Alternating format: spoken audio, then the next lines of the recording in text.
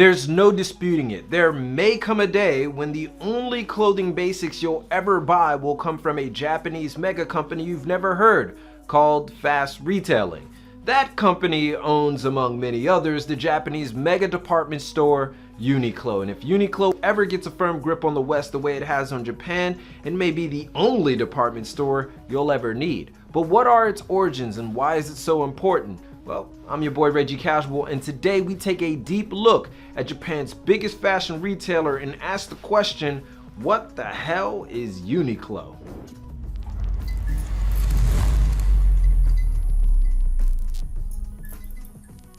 Uniqlo's humble origins begin in 1984 when a then young fresh graduate of Waseda University in Tadashi Yannai took to working with his father's tailoring company and opened his first Uniqlo store in Hiroshima. But the name Uniqlo actually came by accident. Originally a contraction of the name Unique Clothing Warehouse, the original registration was actually Uniqlo with a C instead of a Q, but correspondence with Hong Kong business registration misread the C for a Q, consequently changing it to the name we all know today. After the mishap, Yannai took a liking to the name and changed it across all Japan in 1988. And in 1991, Yannai then changed his father's parent company Oguri Shoji to fast retailing, and by 1994, Uniqlo was operating over 100 stores in Japan. And then 1997 hit, and Uniqlo would become unstoppable. After adopting the private label strategy made famous by The Gap, Uniqlo started producing and providing their own clothes, and then they went all Japanese with it. Per normal business practices at the time in Japan, they began outsourcing production to China, but the care they took into the quality control of their clothing was a huge part of Uniqlo's success.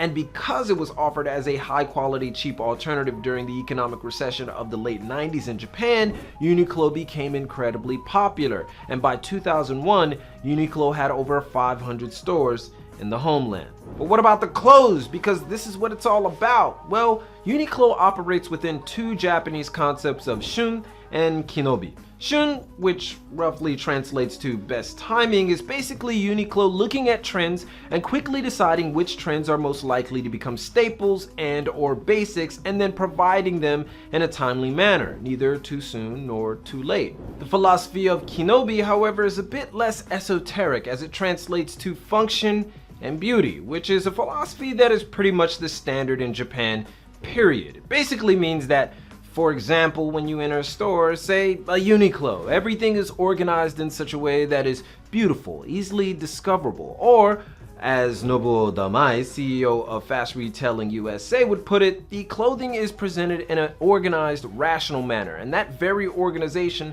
and rationality creates an artistic pattern and rhythm. All these qualities reflect the defining characteristics of modern Japanese culture, modern Japaneseness. And that is just about the biggest understatement of all time. Walk into any Uniqlo store and the organization is what sets it apart from every other retailer. It basically has become the global standard in defining the perfect department shopping experience. This is all culminated into Uniqlo's company mantra of lifewear, which basically means they want to make clothes for the everyday. They don't indulge in obscure trends or make cheap alternatives for styles that are eccentric or flash in the pan, much like other stores in this category. However, that doesn't keep them from collaborating with heavy hitters in the industry to bolster their position. Key partnerships and collaborations with designers like Jun Takahashi of Undercover, Pharrell Williams, Basquiat, Keith Haring, KAWS, Jill Sanders, and more have catapulted Uniqlo to the forefront of the discussion of best department retailer, and collaborations with brands like Disney, Hello Kitty, Toei Animation, and Nintendo have showcased Uniqlo's inclusive strategy, which is rare for a Japanese company of its magnitude. And yet it still continues to aim higher, opening up its UT shop, a t-shirt shop within the department store aimed at a younger pop culture motivated market, and handing the creative design reins over to Japanese streetwear's second godfather, number 2 himself, Nigo, the former owner of Bape. The last few years have opened up Uniqlo to the possibilities of athletic wear with Uniqlo Sport, and in Japan, kimono, yukata, and most recently, maternity clothing is being offered. Uniqlo has spearheaded heat tech, comfortable insulated spandex, air-risen, breathable fabric that wicks away sweat, and pretty much everything else under the sun that has to deal with clothing. And yet, it still continues. Uniqlo is now creeping its way westward, and as of February 2017, it boasts over 1,700 stores worldwide, with key locations in France, Canada, and most recently the United States. After opening its New York Soho store in 2006, the company now has over 45 locations in the contiguous United States, as it continues its aggressive expansion and goal of recording $10 billion annually in the States alone. And if any company can do it, Uniqlo can. It's just easier to shop at, and the quality is second to none between other department stores in the same class.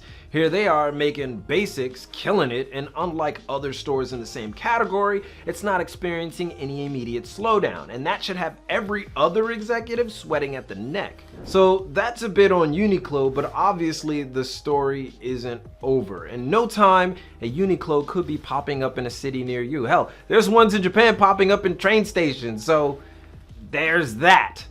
But tell us what you think about Uniqlo. Have you ever shopped there? What was the experience like? Let us know in the comments. Give a thumbs up if you enjoyed this video and want to see more like it, and follow up on Instagram for the visuals and on Twitter for the info. Also, help us build the ultimate shop for Japanese street fashion by supporting us on Patreon, but most importantly, keep it locked right here for all of your info on international street fashion and culture from Tokyo. It's your boy, Yoroshiku onegai shimasu, and I'm out.